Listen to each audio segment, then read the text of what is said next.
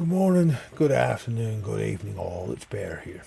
And I'd like to welcome you to my YouTube channel, A Box of Knowledge. A channel I've spent the last few years creating, delving into and exploring the lived reality of trauma and complex trauma. Trauma's narrative, trauma's story. The world that is adoption, the world that is foster care, and how it impacts and plays out in people's lives every day. Now, I do this drawing upon my own personal journey and experiences as I am an adoptee and I was trafficked and sold as an infant, but I also draw upon my many, many years as an advocate and as a practitioner, all with this simple hope that something you may learn or hear here will be supportive and helpful in your own healing journey, as well as broadening the awareness and understandings and perspectives around the day-to-day reality of this, as so much of us healing from trauma comes down to what we do in our day-to-day, not the few hours a week in a therapist's office. In this video, in the up-and-coming animation, it is a little triggery because of the commonality of this experience. And I want to lay out first, before I play the animation, just how common it is. In all the years of advocacy and being around this, the decades around this subject area, because I am an adoptee. On the forums we have online, some of the forums we have, I've got several 100,000 members. This experience plays out in literally thousands and thousands of people's lives.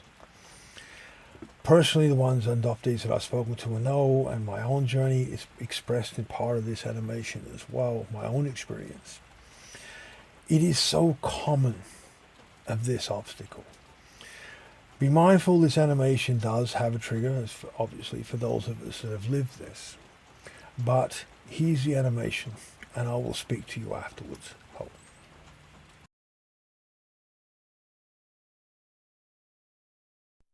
Father's voice echoes down the hallway, sharp and furious. "You can stay in there till tomorrow morning," he screams, and the door slams so hard the walls shake. My room isn't really my room anymore. It's just a bare mattress on the floor and some school textbooks scattered around. My bike is now in pieces, smashed by my father's rage. All the things that made it feel safe, that made it mine, are gone. The emptiness presses in on me from every side. I curl up on the mattress, my arms wrapped tight around my knees. I'm so tired of being shouted at, tired of the disappointment in their eyes, tired of always getting it wrong.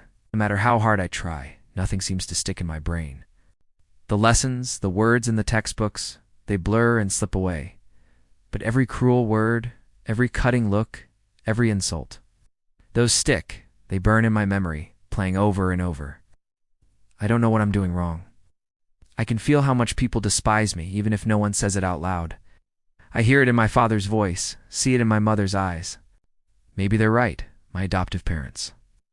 Maybe I'm just a mistake broken in ways no one can fix. The loneliness gets so heavy sometimes. I wonder if I'll ever feel normal. Maybe the world really would be better off if I wasn't in it. I try to imagine a place where I belong, somewhere I don't have to hide, where the words would come easily. But for now, I stay small and invisible, drawing pictures in my mind, waiting for morning, hoping they won't hate me quite so much tomorrow. Hey y'all. Now, as we saw in this animation, and as I said in the introduction to this video, this experience is so common for adoptees that no matter how hard we try, we cannot bridge the gap between ourselves and our adoptive parents or our caregivers to where we feel safe, to where we know that where we live is safe. Now, when you look at the world and reality that is trauma, when we're not safe, we're under threat. When we're under threat, the cognitive part of our brain shuts down. It restructures and alters our priorities.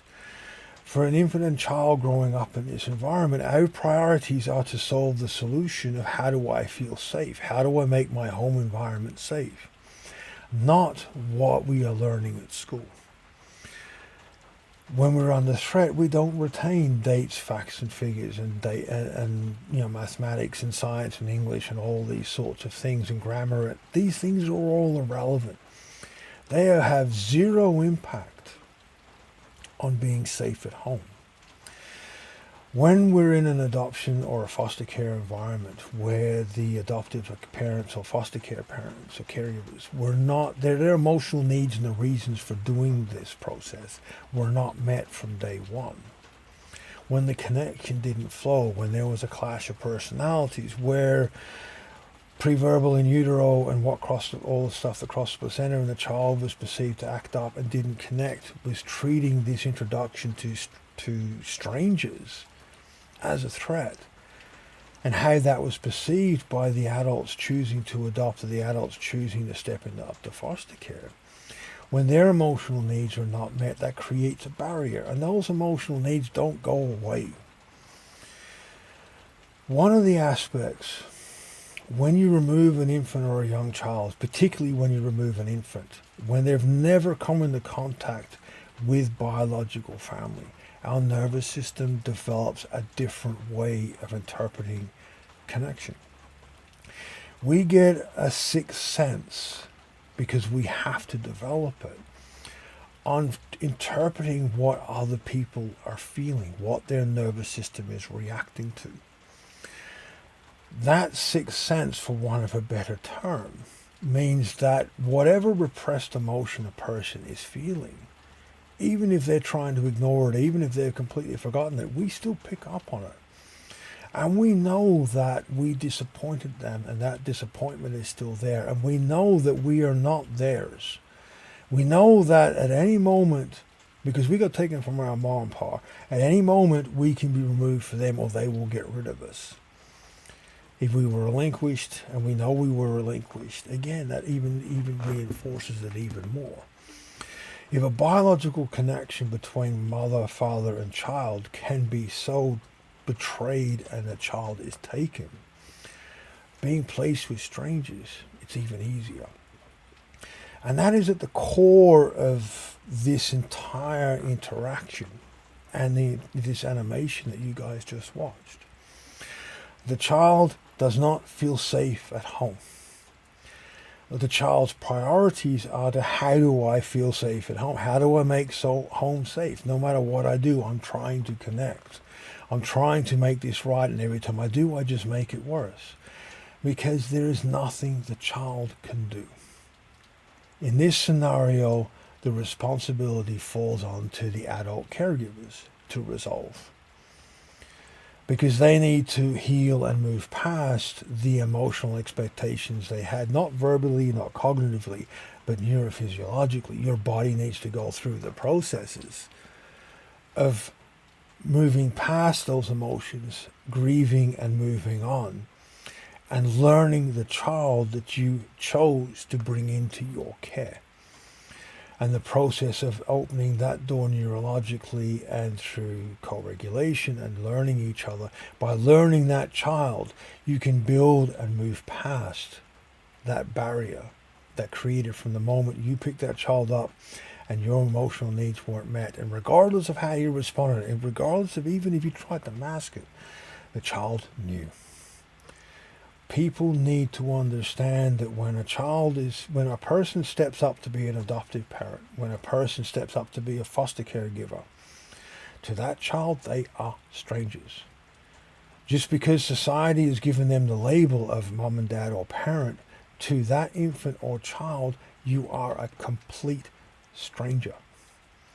And like anything with close, intimate connections, it takes time, it takes patience, it takes work. It takes understanding and learning everybody involved. The child is assessing primarily to find safe. It's a young child.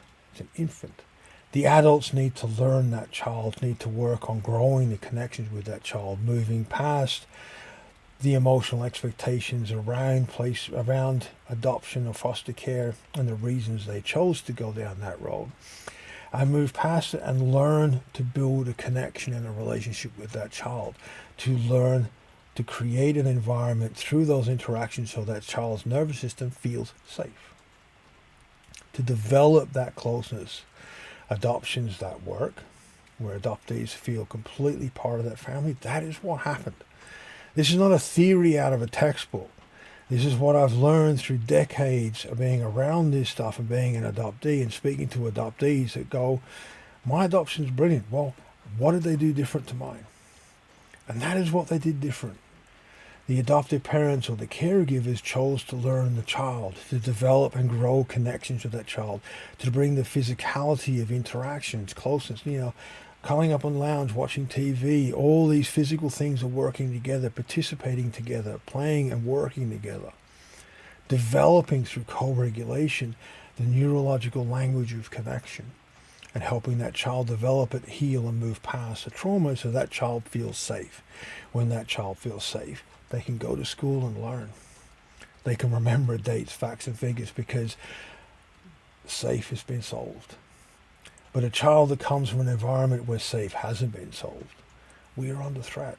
And we were always going to be under threat until we solve that. And we cannot solve it alone. As always, I thank you guys for your support and understanding with this channel, your participation. And I hope you guys get and value these videos. What I want to do, as I said this year, is I want to put things into a day-to-day scenario in the animations so I can start to bring it into the day-to-day lives, to break down this, well, that's happening to them over there, and to bring it home into our society. There are more adoptions around this than most people realize. So I thank you guys for your time. Please be mindful, please be safe, please be respectful. And I will see you all next time.